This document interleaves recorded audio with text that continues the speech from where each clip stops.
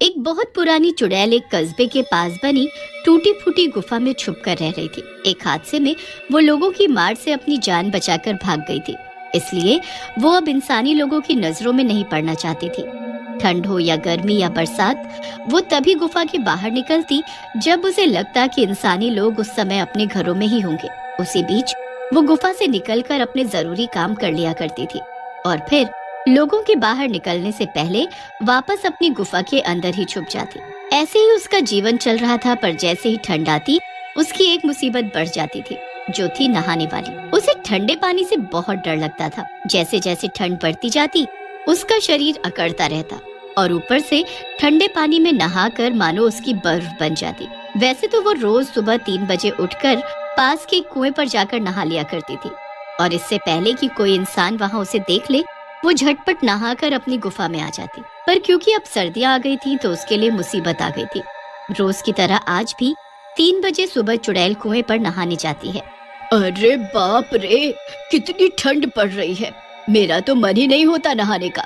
लगता है जैसे कश्मीर शिमला सब यहीं उठकर आ गया हो। भगवान जाने ये इंसानी लोग कैसे रोज नहा लेते हैं, वो भी इतनी ठंड में।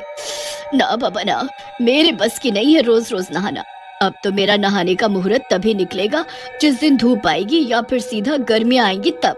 चुड़ैल नहाने के लिए कुएं के पास गई तो थी और उसने एक बाल्टी भर कर पानी भी निकाल लिया था, पर जैसे ही उसने ठंडे पानी से भरी बाल्टी में अपनी एक उंगली डुबोई, उसकी सिट्टी पिट्टी गुल हो गई। आज फिर वो बिना नहाए ही वापस अपनी गुफा में आ गई और ठंड से कुरकुराती हुई वापस अपनी रजाई में घुसकर सो गई। धूप सर पर चढ़ाती है। दोपहर के 12 बज जाते हैं, तब चुड़ैल की नींद भूख से खुलती है। अरे वाह, ये ठंड के मौसम में सौंधी सौंधी धूप की किरणें, कितना अच्छा लग रहा है। काश कि सुबह नहाने के वक्त भी धूप ऐसी ही रहा करे, पर ये तो हो ही नहीं सकता ना, क्योंकि सूरज तो अपने समय से ही निकलेगा और इस समय मैं बाहर जा नहीं सकती। ऊपर से भूख भी बहुत लग रही है। चलो कुछ खा लेती हूँ पहले। फिर चुड़ैल कुछ फल खाकर अपनी भूख शांत करती है और रात होने का इंतजार करने लगती है। क्या करूँ, मैं तो बोर होने लगी हूँ। रोज के रोज पूरा दिन गुफा में घुसे रहो। अब तो जब रात होगी और लोग अपने अपने घरों में सो रहे होंगे तभी मेरा बाहर जाना हो सकता है।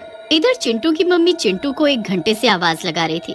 अरे चिंटू, कब से पानी गर्म हो रहा है, आके नहा ले अब तो, या पूरा हफ्ता ऐसे ही निकालना है बिना नहाए। भगवान जाने कौन से ऐसे कर्म किए थे मैंने जो ऐसी निकम्मी औलाद मिली मुझे। अरे मम्मी, क्यों चीख रही हो? अभी 5 दिन ही तो हुए हैं बिना नहाए हुए। संडे तो नहीं आया ना वापस, नहा लूंगा मैं हफ्ता पूरा होने से पहले। इतना कहकर वो वापस अपने कमरे में रजाई में घुसकर फोन चलाने लगता है। फिर रात को, चलो अब तो 11 बज ही गए हैं। वैसे भी ठंड में इतनी देर कौन बाहर रहेगा अपनी कुल्फी जमाने को। चल के अब थोड़ा बाहर का नजारा देखा जाए। भूख भी तो मिटानी है अपनी, वरना फिर कल पूरा दिन गुफा में रहना पड़ेगा और वही फल घास फूस खाकर गुजर बसर करना पड़ेगा। छुपती छुपाती लोगों की नजरों से चुड़ैल सुनसान सड़क पर शिकार का इंतजार करने लगती है। वो देखती है कि एक साइकिल पर कोई जा रहा होता है। सर काला खटिया जाड़ा लगे, सर काला खटिया जाड़ा लगे, जाड़े में बलमा प्यारा लगे। हाय हाय, सर काला खटिया जाड़ा लगे। तभी चुड़ैल उसके सामने आ जाती है। ओहो, खटिया सरकानी है। चल आजा सरकाते हैं खटिया दोनों साथ में। और कहकर वो साइकिल वाले के चीथड़े चीथड़े कर देती है और उसका सारा खून पी जाती है और उसका मांस खाकर अपनी भूख मिटाती है। आह, कुछ तो गर्माहट आई और पेट भी भर गया। अब यहाँ ज्यादा देर रुकना सही नहीं, किसी ने देख लिया तो लेने के देने पड़ जाएंगे। और तुरंत चुड़ैल वहाँ से रफू चक्कर हो जाती है। फिर सुबह के 3 बजते हैं और चुड़ैल जैसे तैसे हिम्मत करके कुएं पर नहाने जाती है, पर ठंडे ठंडे पानी को छूते ही उसका इरादा फिर बदल जाता है और वो बिना नहाए फिर से वापस आ जाती है। इसी तरह 1 महीना निकल गया। अरे अरे, इतनी खुजली क्यों हो रही है मुझे? ऐसा तो मैंने कुछ नहीं खाया कि मुझे एलर्जी हो जाए। कहीं ऐसा तो नहीं मैंने किसी खुजली वाले इंसान को अपना शिकार बना लिया हो? उसके खून की वजह से मुझे खुजली की एलर्जी हो गई हो। नहीं नहीं, ऐसे में मैं कहाँ जाऊंगी, डॉक्टर पर जा नहीं सकती और दवाई मुझे पता नहीं है, क्या करूं। हाय राम, खुजा खुजा के हालत खराब हुए जा रही है। 1 महीना हो गया था चुड़ैल को बिना नहाए, जिसकी वजह से उसके पूरे शरीर पर खुजली होने लगी थी। पर चुड़ैल को अंदाजा ही नहीं था कि ना नहाने की वजह से उसके शरीर पर गंदगी से कीटाणु पैदा हो गए थे, जिसकी वजह से उसे इतनी खुजली हो रही थी। इधर कुएं के पास वाले घर में ममता और लाला खाना खा रहे थे कि तभी ममता नाक सिकोड़ते हुए बोलती है, अरे क्या आपको भी ये गंध आ रही है? या मुझे ही आ रही है सिर्फ? गंध? कैसी गंध? मुझे तो नहीं आ रही। हाँ हाँ, तुम्हें क्यों आएगी? जो खुद ठंड का बहाना बनाकर हफ्तों न नहाए, उसे तो वैसे भी आदत हो जाती है गंध की। तो तुम्हारी नाक को तो वैसे भी आदत रहती है सर्दी भर इस गंध की। बकवास बंद करो और चुपचाप खाना खाकर सो जाओ। मुझे सुबह ऑफिस भी जाना है। और क्या ये रोज रोज नहाना नहाना लगा कर रखती हो? ये परफ्यूम डीओ हम जैसों के लिए ही कंपनी बनाती है, वरना बताओ इन्हें कोई क्यों खरीदेगा? बोलो बोलो, हम जैसे लोग ही इनको रोजगार देते हैं। देखा जाए तो जाके दुकान वाले से पूछना कि सर्दी में उसकी दुकान से कितने परफ्यूम और डीओ बिकते हैं। बड़ी आई नहाने का पाठ पढ़ाने वाली। नोक-झोंक के बाद दोनों जाकर सो जाते हैं। यहाँ रोज की तरह चुड़ैल अपना शिकार करने सड़क पर जाती है और जो बकरा फंसता उसका खून पीकर फिर कुएं पर नहाने जाती है। पर महीने भर ना नहाने की वजह से जहाँ जहाँ से वो गुजरती हर जगह बुरी बदबू फैली जा रही थी, जिसकी वजह से लोगों की नींद खुलने लगती है। लगता है ये बदबू जरूर चिंटू के कमरे से ही आ रही है। वही है इस घर में मलिच्छी, जिसे नहाने में तारे नजर आते हैं। अभी पूल पार्टी करने को बोल दो तो ठंड नहीं लगेगी। यहाँ बदबू की वजह से ममता भी परेशान होकर उठ जाती है आधी रात को ही और सूंघ सूंघ कर देखने लगती है कि ये भयंकर बदबू कहाँ से आ रही है। अरे ये सड़े चूहे जैसी बदबू कहाँ से आ रही है? फिर वो लाला को सोता देखती है और तो उसे सूंघने लगती है। लगता है लाला जी में से ही बदबू रही होगी।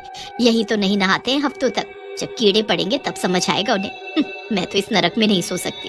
इधर चुड़ैल रोज की तरह कुएं से पानी निकालती है और उसे छूकर देखती है। अरे बाप रे, लगता है जैसे शरीर में करंट दौड़ गया हो। कितना बर्फीला पानी है। अरे नहीं नहीं, मैं नहीं नहा सकती इस बर्फीले पानी से। मैं ऐसे ही सही हूँ। अब तो जब गर्मी आएंगी तभी नहाऊंगी मैं। और वो फिर से बिना नहाए ही वापस आ जाती है। अरे मरी रे मरी, क्या करूँ, कहाँ जाऊँ? इस खुजली से कैसे छुटकारा पाऊँ? न ठीक से सो पाती हूँ, न शिकार खा पाती हूँ। दोनों हाथ तो खुजाने में व्यस्त रहते हैं मेरे। क्या करूँ मैं, क्या करूँ? बेहाल परेशान चुड़ैल गुफा में ही लौटती पोड़ती रहती है कि तभी उसे कुएं के पास से किसी की आवाज सुनाई देती है। अरे अभी तो सूरज भी नहीं निकला, इतनी सुबह कौन आज कुएं पर आया होगा? इधर कुएं पर ममता पानी भरने आई होती है। कुछ भी हो जाए, आज तो मैं लाला जी को नहला कर ही रहूंगी, नहीं तो अपने मायके चली जाऊंगी। इतनी दुर्गंध मैं नहीं सहन कर सकती। आज मैं पहले ही पानी गर्म करने वाली रॉड लगा दूंगी और उनके नहाने से पहले ही गर्म पानी वहाँ रख दूंगी। फिर देखती हूँ आज कैसे नहीं नहाते। पानी गर्म करने की रॉड? ये क्या होता है? लगता है इसका पति भी नहीं नहाता है रोज, तभी परेशान हो रही है ये। चल के देखो तो ये भला किस यंत्र की बात कर रही थी। फिर चुड़ैल चुपके चुपके ममता के पीछे जाती है और ममता को पानी की बाल्टी में रॉड लगाते हुए देखती है। 15 मिनट में पानी गर्म हो जाता है और ममता लाला जी को गर्म पानी से नहाने को कहती है। मेहरबानी होगी मुझ पे जो तुम नहा लो आज। पूरे कस्बे में दुर्गंध फैला रखी है। देखो अभी भी कितनी बदबू आ रही है। ममता को पता ही नहीं होता कि वो बदबू चुड़ैल की थी, न कि लाला की। लाला गर्म पानी से नहा कर आता है बिना कोई नखरे किए हुए। तो ये बात है, क्यों ना मैं भी इस रॉड को आजमा के देखूं। अरे पर गुफा में तो बिजली ही नहीं है, पानी गर्म कैसे होगा?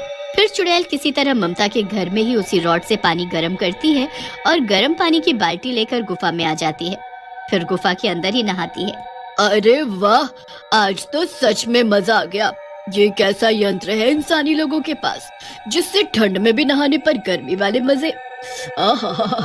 आज महीनों बाद नहाकर कितना सुकून मिल रहा है। तभी चुड़ैल नोटिस करती है कि उसकी खुजली भी बंद हो गई है। लगता है ना नहाने की वजह से ही खुजली हो रही थी मुझे। अब ऐसा कभी नहीं करूंगी। अब चुड़ैल हर 2-4 दिन में चुपके से किसी न किसी इंसानी घर से रॉड से पानी गर्म करके लाती और नहाती। अब वो ठंड में भी नहाने लगी थी।